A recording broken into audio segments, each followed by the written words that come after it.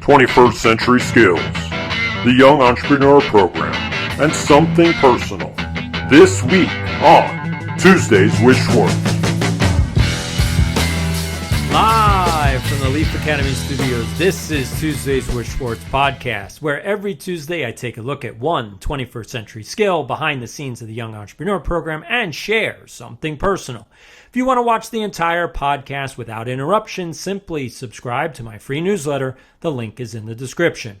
If you're new to the podcast, there are three sections: the 21st Century Skill, behind the scenes of the Young Entrepreneur Program, and something personal. In segment one, I created a wheel to choose the 21st Century Skill of the week.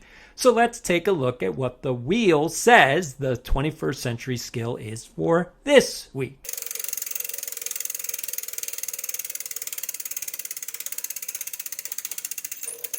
And it looks like the 21st Century Skill of the week is sales. Did you know sales is a dirty word? Yes, the minute I say sales skills, half the room twists their face like they just sucked a lemon and they want to run for the exits. Do you know why people hate sales so much? Because they don't know the difference between 21st century sales skills and being a salesperson, which is why that's what I'm going to talk about this week. What's the difference between 21st century sales skills and being a salesperson?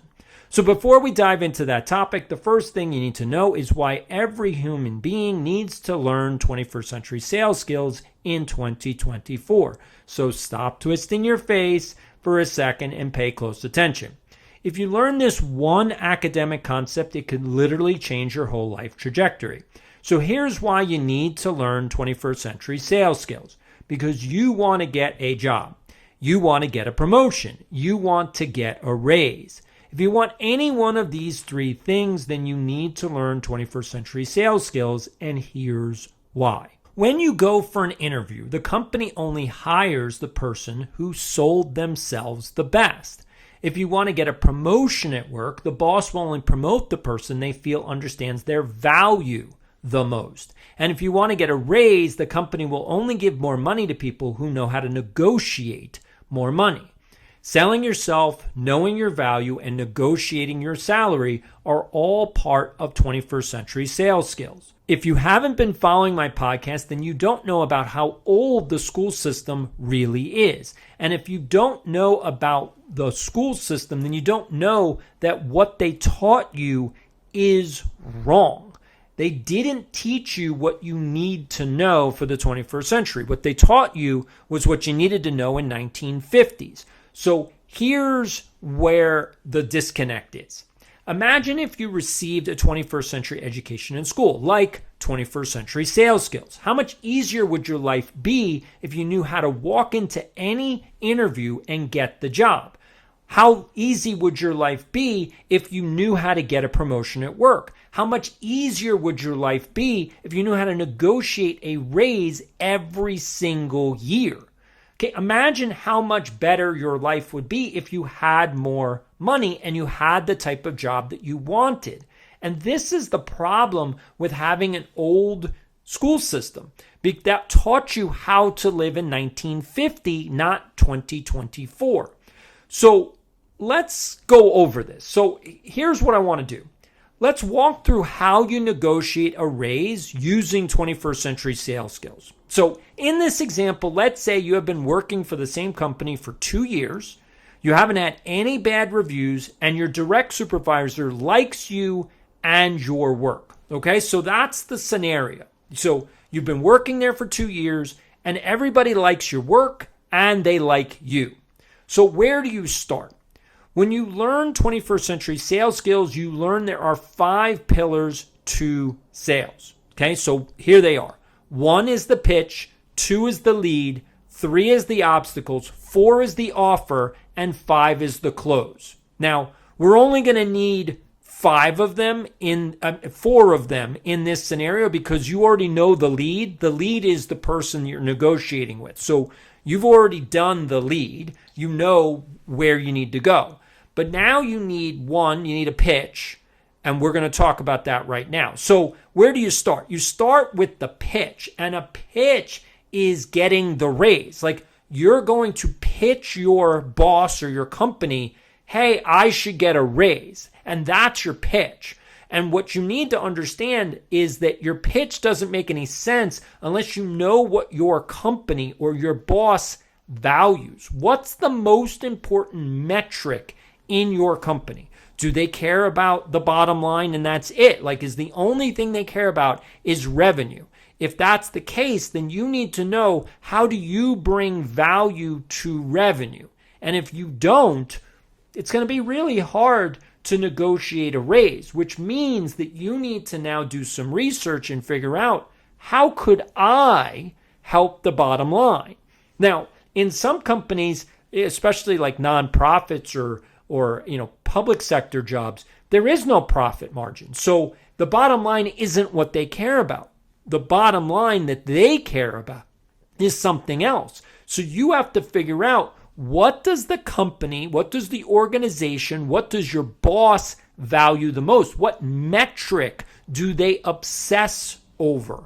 And when you know what they obsess over, that's your opportunity to then get in for a raise. So you already know the pitch, you know the lead. Now let's get to number 3, which is the obstacles. So when you go in for your pitch, you're going to get a no. You should know that up front. You're going to get a no, but you need to know why. What are the obstacles? What are the reasons that you're going to get a no? And if you prepare for those no's, for those obstacles, before you even begin your pitch, let's say you do research and you know your boss is going to say, no, I'm not going to because we don't have the budget. Okay. So what's your answer to, well, this is how you can overcome the budget?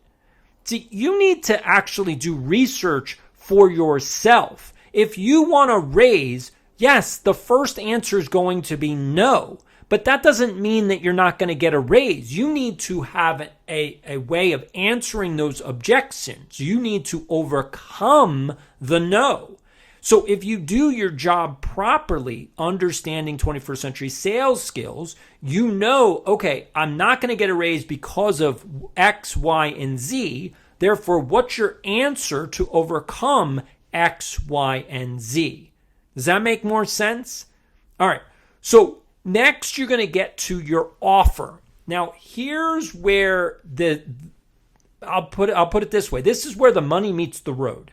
So you've done your pitch, you've given your sales pitch, you're like, I'm a great person, this is what I bring to the table, all of these things. They may say no, you go over the objections and you say, what, but accept this, accept this, accept this. And then you say, all right, look, here we go. And this is where the offer comes in.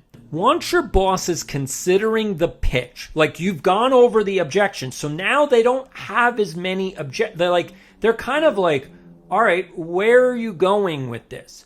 This is when you actually make the offer. So this is what I want to do. I'm going to make it very easy. I can deliver X, Y, and Z in exchange for X amount of money. That's the offer. You want a raise. So you need to know, how much money do you want? And what you're doing is, remember, this is a transaction. This is a sales transaction. So you want how much money in a raise. How much are you delivering? Because if you've already gone over the objections and there's no more objections on the table, like literally you've kind of like shut your boss down and they're like, all right, where are you going with this? Look, here's what I want. I would like $10,000 raise and I'm going to deliver X, Y, and Z. Now your boss has a concrete example to look at, and that's the equation you want. You want your boss to see the equation, because when they can analyze the numbers, I'm going to pay you X amount of dollars. What do you bring for that X amount of dollar value? Now they can make a educated decision. Is that a value? Do I like this deal? Let's say you could help generate $10,000 on the bottom line. You can't ask for a $10,000 raise. Maybe you can ask for a $1,000 raise. It still you might get it, you might not get it.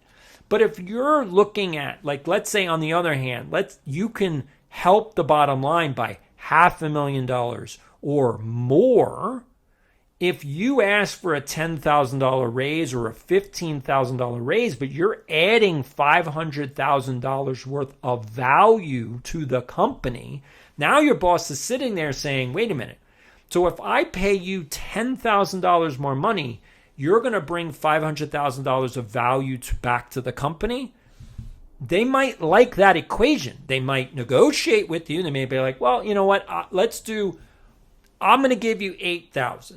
And then you could even say, you can even come back and be like, look, that's fine, except that if I beat 500,000, I want more on the back end. I want even more incentive.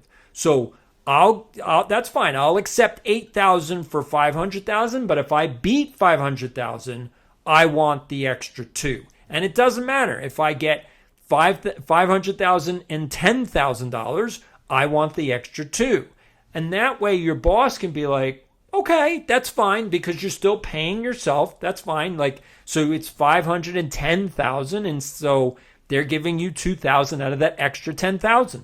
That's fine. You still made $500,000 for the company. And that's where this whole situation, it comes into value, comes into an equation. You want X amount of money. What do you bring to the company? So if you want to get a raise, that's where you want to get to. That's the offer. What's the last piece? Is that close. So how do you close the deal? And the only way to close the deal is to really make that equation a no-brainer. Like your boss would be stupid for saying no to your offer. And I'll put it this way. If your boss says no to a no-brainer offer, you're working for the wrong company. Because no leader who's worth its salt will say no to a good deal.